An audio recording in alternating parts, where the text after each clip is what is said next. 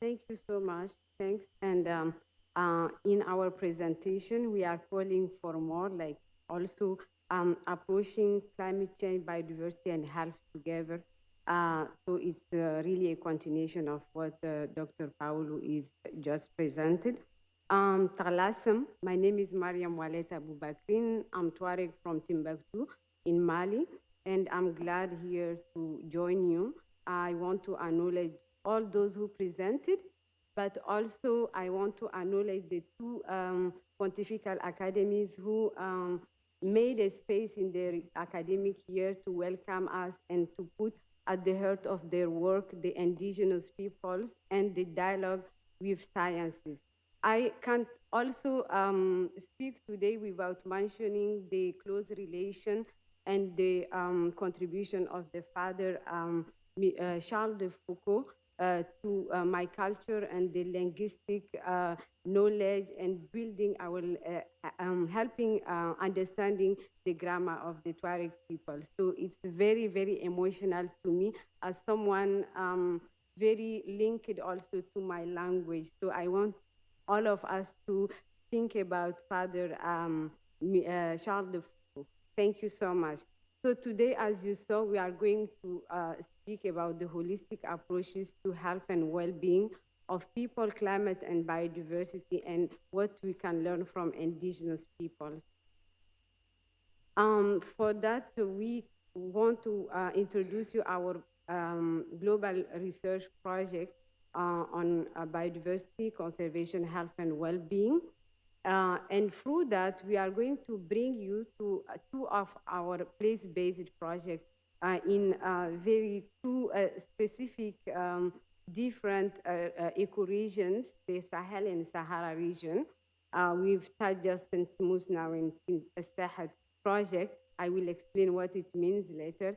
And the Inevialut leadership on climate change adaptation and resilience. And then we will share with you next step conclusion. And Mer.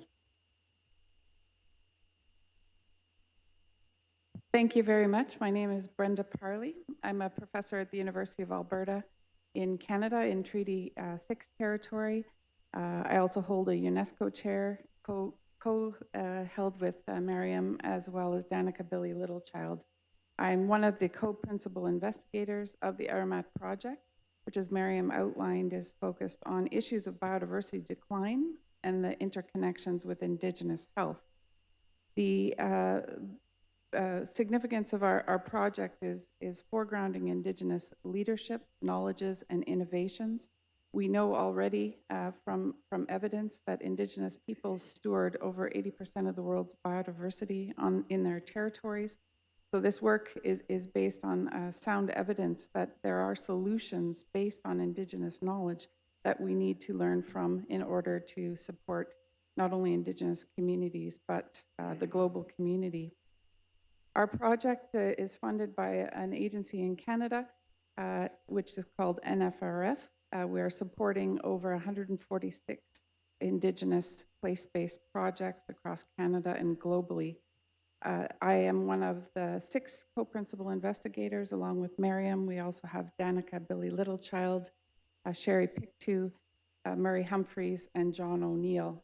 Our project is challenging conventions and colonial approaches that are often seen in academia, in which Indigenous peoples are excluded or not heard, or too often subjects of research, rather than leading their own work, speaking about their own communities, building evidence based on their own systems of learning and knowledge keeping. So that we are learning. We're in our 3rd year of the 6-year project. We're learning so much. It's just been an honor and an incredible privilege to be part of this network. Hundreds of wonderful Indigenous organizations and academics and students, young people, youth from communities who are deeply engaged. We don't have time through this presentation to speak to these projects, but you're welcome to have a look at our website, which we'll share later on.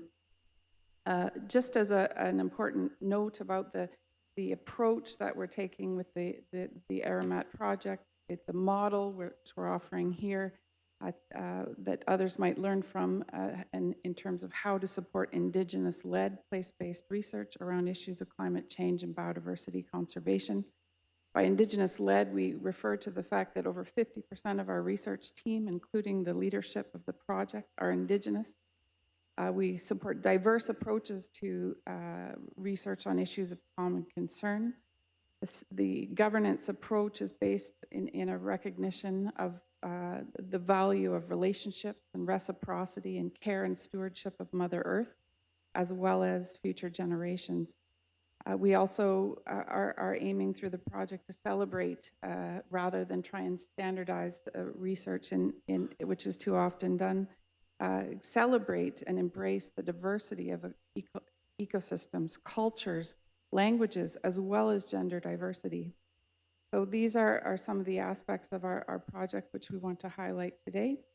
And I'll pass it to Mariam, where, as noted, we're supporting many Indigenous-led place-based projects at the local level. Indigenous organizations are also working together in pathways of global transformation.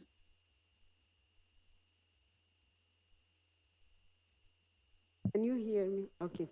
Thank you so much. So this is at the center of our work. You can see in the center of this wheel that we have Aramet, which means a state of health and well-being shared by people, animals, and the environment. And I will say the word later in my language through the project. So this we can see the different, the 10 global transformation pathways that Indigenous partners involved in this project identified as areas of work, but also areas of policy transformation that can lead to a state of health and well-being for all. So bringing you to a concrete or an example of our place-based project. This is a pilot project in the region of Sahel and Sahara where I come from.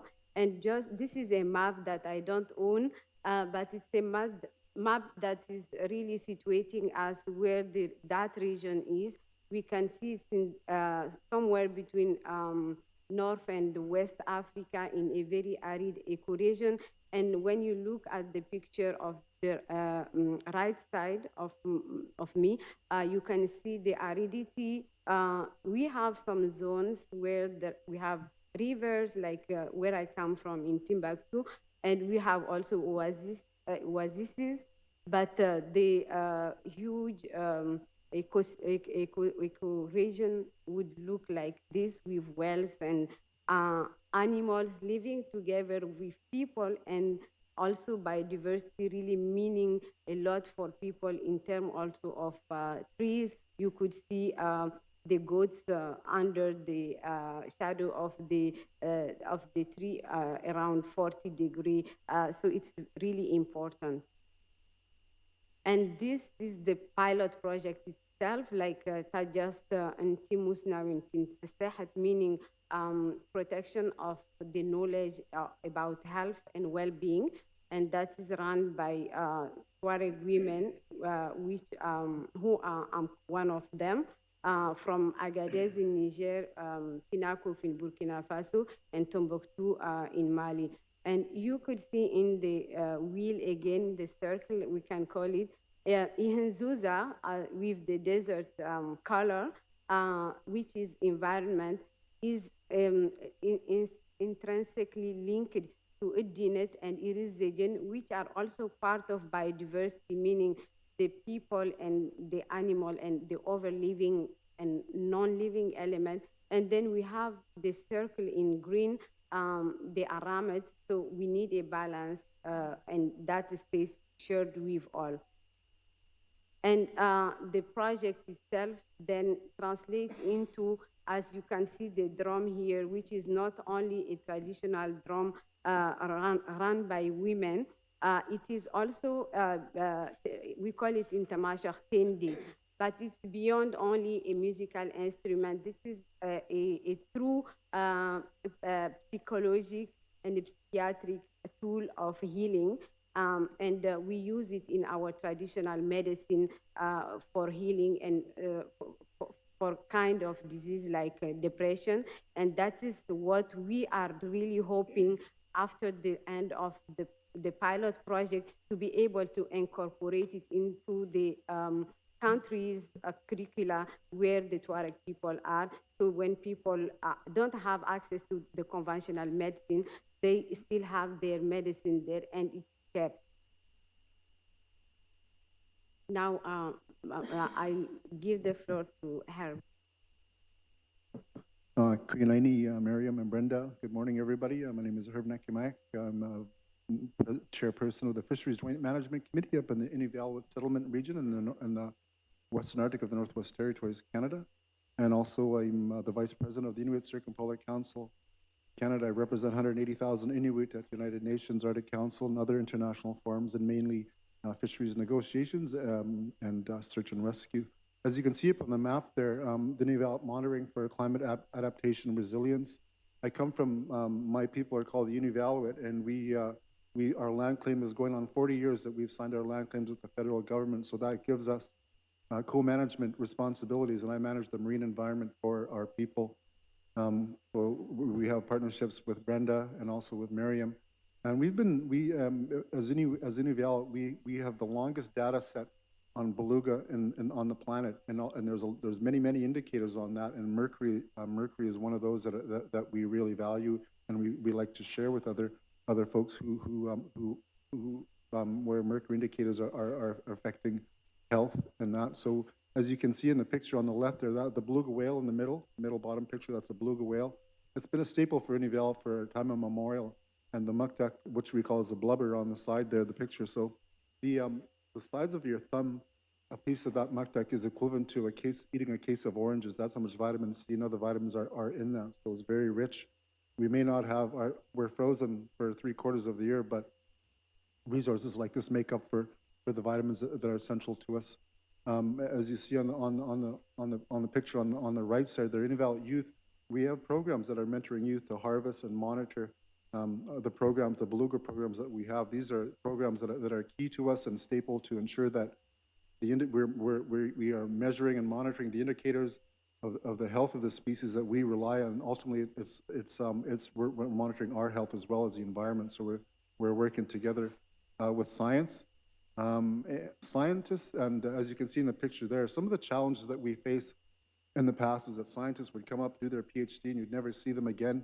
Nowadays, we have a system where we are the ones that are approving scientists' research permits, research licenses in our region. No research that happens in our region without us, and we've been fortunate to get there. But some of the challenge at times is that because we are in remote areas, you see the polar bear on the side. I remember a few years ago, some organization used a polar bear saying, "Oh, it's in trouble. We need to save it."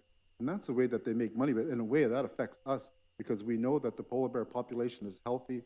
We just did a final count over the last maybe 2 years. We know there's 7,500 polar bears up in our region, and that's a very healthy population. So some of the misinterpretation of scientists sometimes, whether it might benefit one scientist, it might affect the 5,000 or 7,000 Inuvialuit that live in the region, or all the 180,000 Inuit in the world. So we need to ensure that respect both, from science and Indigenous knowledge holders, to develop a sound research platform is needed. So we are open to that, and we've been practicing that. Our forefathers who have signed our land claims agreement ensured that that this would be instilled in Inuvialuit, and we carry those traditions today, and also we try to ensure that we are adapting with the changing climate, and we're relevant to what's going on in this world today, and we're trying to forecast what may come in the next 20, 30, 40, 50 years. So we're in a way we're protecting our land claims, but at the same time we are acquiring this data. We have 50 years of beluga data. We have 30 years of seal data and Arctic char. So we're monitoring these species. So ultimately, we want to be able to utilize this data so that we can work with other Indigenous peoples in this world. Because at the end of the day, when you look at this picture, this form here, we're all coming together to make the best possible impact that we can for each other. And I think that we need to kind of have an outlook in that way so that we can bridge the gap between Indigenous knowledge and scientists however we can. And if we do that, we'll be successful in conserving the planet and saving as long as we can. And with that, I just want to say thank you to Brenda and Mariam, and also yesterday, what a great way to start with the Pope. I think if we start every day like that, we're doing the right thing. Thank you.